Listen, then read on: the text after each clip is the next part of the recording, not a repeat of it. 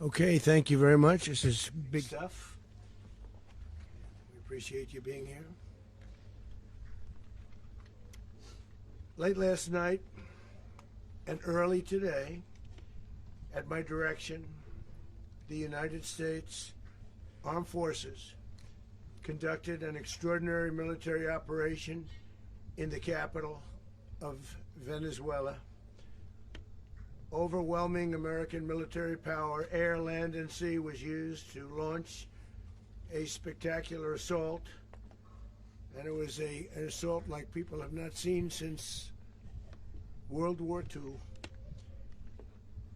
It was a force against a heavily fortified military fortress in the heart of Caracas to bring outlaw dictator Nicolás Maduro to justice. This was one of the most stunning, effective, and powerful displays of American military might and competence in American history. And if you think about it, we've done some other good ones, like the attack on Soleimani, the attack on al-Baghdadi, and the obliteration and decimation of the Iran nuclear sites just recently in an operation known as Midnight Hammer. All perfectly executed and done. No nation in the world could achieve what America achieved yesterday, or frankly in just a short period of time. All Venezuelan military capacities were rendered powerless as the men and women of our military, working with U.S. law enforcement, successfully captured Maduro in the dead of night. It was dark. The lights of Caracas were largely turned off due to a certain expertise that we have. It was dark and it was deadly. But captured along with his wife, Cilia Flores, both of whom now face American justice. Maduro and Flores have been indicted in the Southern District of New York, J. Clayton, for their campaign of deadly narco-terrorism against the United States and its citizens. I want to thank the men and women of our military who achieved such an extraordinary success overnight with breathtaking speed, power, precision, and competence. You rarely see anything like it. You've seen some raids in this country that didn't go so well. They were an embarrassment. If you look back to Afghanistan, or if you look back to the Jimmy Carter days, they were different days. We're a respected country again, maybe like never before. These highly trained warriors, operating in collaboration with U.S. law enforcement, caught them in a very ready position. They were waiting for us. They knew we had many ships out in the sea. We're just sort of waiting. They knew we were coming. So they were in a ready, what's called a ready position. But they were completely overwhelmed and very quickly incapacitated. If you would have seen what I saw last night, you would have been very impressed. I'm not sure that you'll ever get to see it, but it was an incredible thing to see. Not a single American service member was killed, and not a single piece of American equipment was lost. We had many helicopters, many planes, many people involved in that fight. But think of that, not one piece of military equipment was lost, not one service member was, more importantly, killed. The United States military is the strongest and most fearsome military on the planet by far, with capabilities and skills our enemies can scarcely begin to imagine. We have the best equipment anywhere in the world. There's no equipment like what we have, and you see that even if you just look at the boats. You know, we've knocked out 97% of the drugs coming in by sea. 90%. Each boat kills on average 25,000 people. We knocked out 97%. And those drugs mostly come from a place called Venezuela.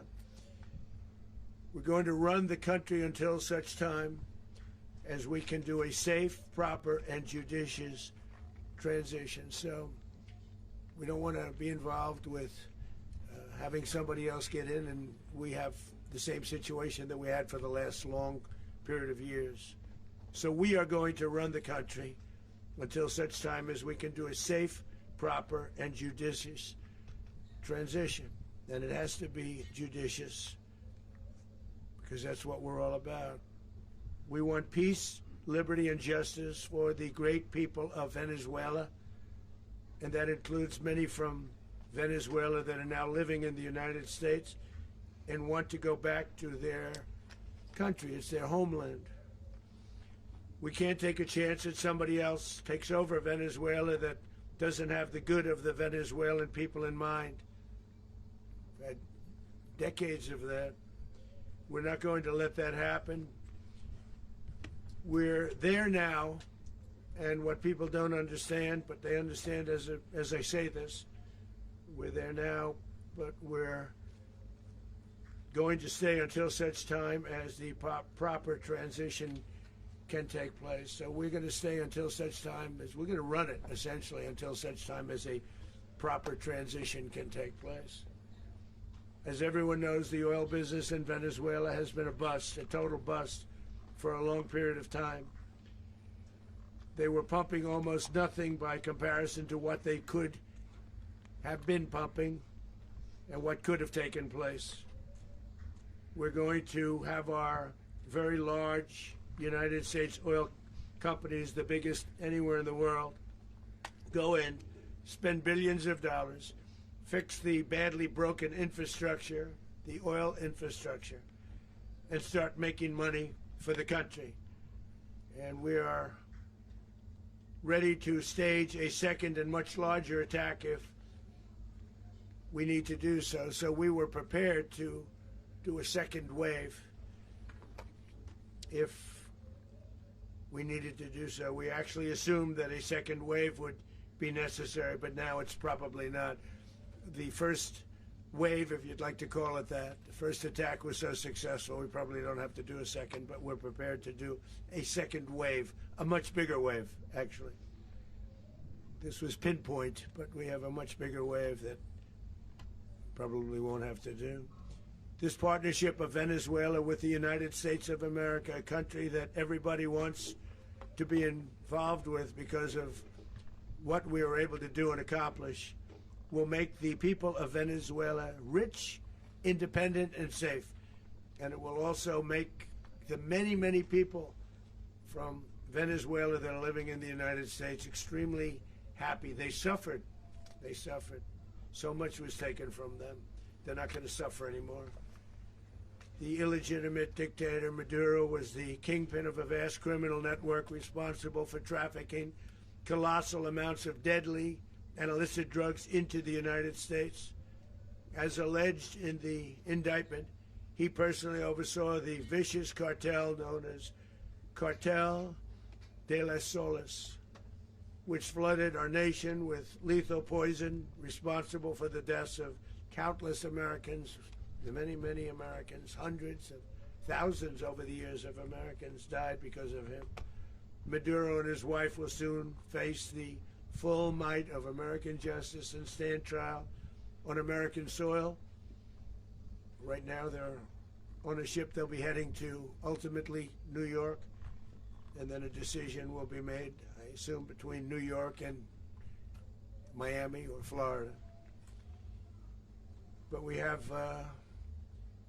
people where the overwhelming evidence of their crimes will be presented in a court of law. And I've seen it. I've seen what we have. It's both horrible and breathtaking that something like this could have been allowed to take place. For many years after his term as president of Venezuela expired, Maduro remained in power and waged a ceaseless campaign of violence, terror, and subversion against the United States of America, threatening not only our people, but the stability of the entire region. And you all saw it. In addition to trafficking gigantic amounts of illegal drugs that inflicted untold suffering and human destruction all over the country, all over in particular the United States. Maduro sent savage and murderous gangs, including the bloodthirsty prison gang Tren de Aragua, to terrorize American communities nationwide, and he did indeed. They were in Colorado. They took over apartment complexes. They cut the fingers off people if they called police. They were brutal, but they're not so brutal now. And I just have to congratulate our military, Pete and everybody, and our National Guard, because the job that they've done, whether it's in Washington, D.C., where we have a totally safe city, where it was one of the most unsafe cities anywhere in the world, frankly, and now we have no crime in Washington, D.C. We haven't had a killing. We had the terrorist attack a few weeks ago. A little bit of a different kind of a threat, but we haven't had a killing in a long period of time, 6-7 months. We used to have two, on average, 2 a week in Washington, our capital. We don't have that anymore. The restaurants are opening. Everyone's happy. They're going, they're walking their daughters, they're walking their children, their wives. They walk to restaurants. Restaurants are opening all over Washington, D.C. So I want to thank the National Guard. I want to thank our military. And I want to thank law enforcement. It's been amazing.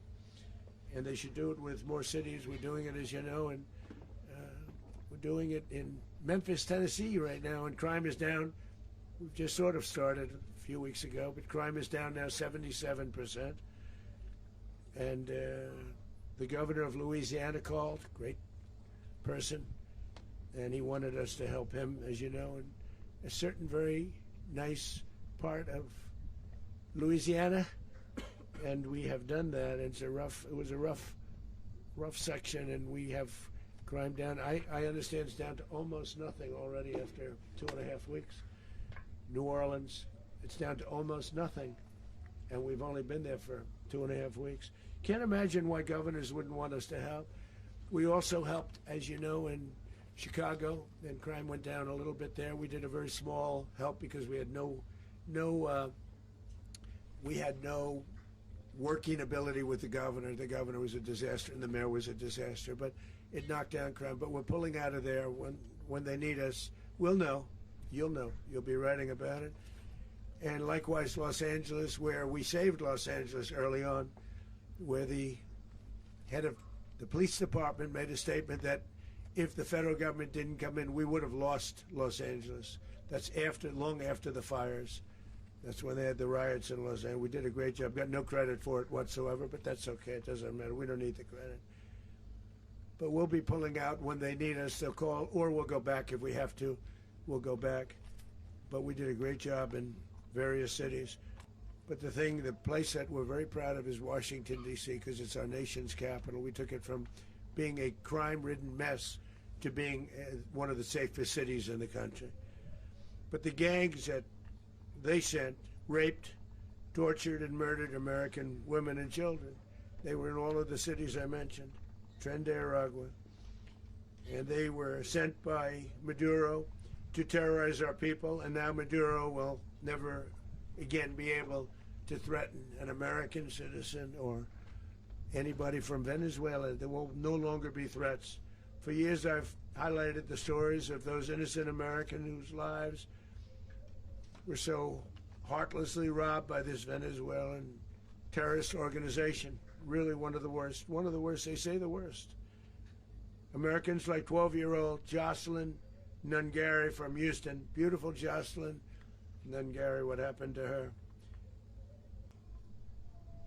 They, as you know, they kidnapped, assaulted, and murdered by Tren de Aragua animals. They murdered Jocelyn and left her dead under the bridge. There was a bridge that will never be the same to so many people after seeing what happened.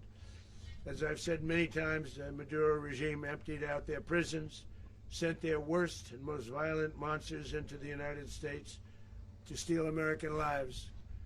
And they came from mental institutions and insane asylums. They came from prisons and jails. The reason I say both, they sound similar. Actually, prisons, little bit more hostile, a little bit tougher.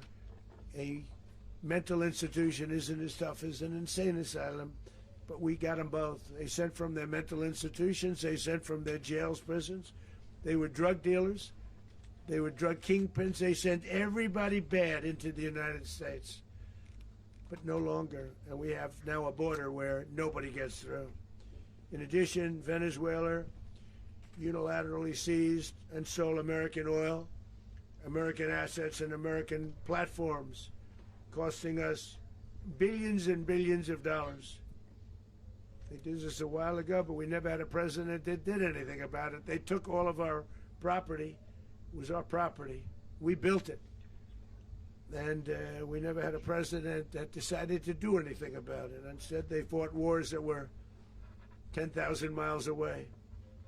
We built Venezuela oil industry with American talent, drive, and skill, and the socialist regime stole it from us during those previous administrations, and they stole it through force. This constituted one of the largest thefts of American property in the history of our country. Considered the largest theft of property in the history of our country. Massive oil infrastructure was taken like we were babies, and we didn't do anything about it. I would have done something about it. America will never allow foreign powers to rob our people or drive us back into and out of our own hemisphere. That's what they did. Furthermore, under the now deposed dictator Maduro, Venezuela was increasingly hosting foreign adversaries in our region and acquiring menacing offensive weapons that could threaten U.S. interests and lives. And they used those weapons last night. Potentially in league with the cartels operating along our border. All of these actions were in gross violation of the core principles of American foreign policy, dating back more than 2 centuries. And not anymore. All the way back, it dated to the Monroe Doctrines. And the Monroe Doctrine is a big deal. But we've superseded it by a lot. By a real lot. They now call it the Monroe Document. I don't know. It's Monroe Doctrine. We sort of forgot about it. It was very important, but we forgot about it. We don't forget about it anymore. Under our new national security strategy, American dominance in the Western Hemisphere will never be questioned again. Won't happen. So just in concluding, for decades, other administrations have neglected or even contributed to these growing security threats in the Western Hemisphere. Under the Trump administration, we are reasserting American power in a very powerful way in our home region. And our home region is very different than it was just a short while ago. The future will be, and we did this in my first term. We had great dominance in my first term, and we have far greater dominance right now. Everyone's coming back to us. The future will be determined by the ability to protect commerce and territory and resources that are core to national security. These are core to our national security. Just like tariffs are, they've made our country rich, and they've made our national security strong, stronger than ever before. But these are the iron laws that have always determined global power.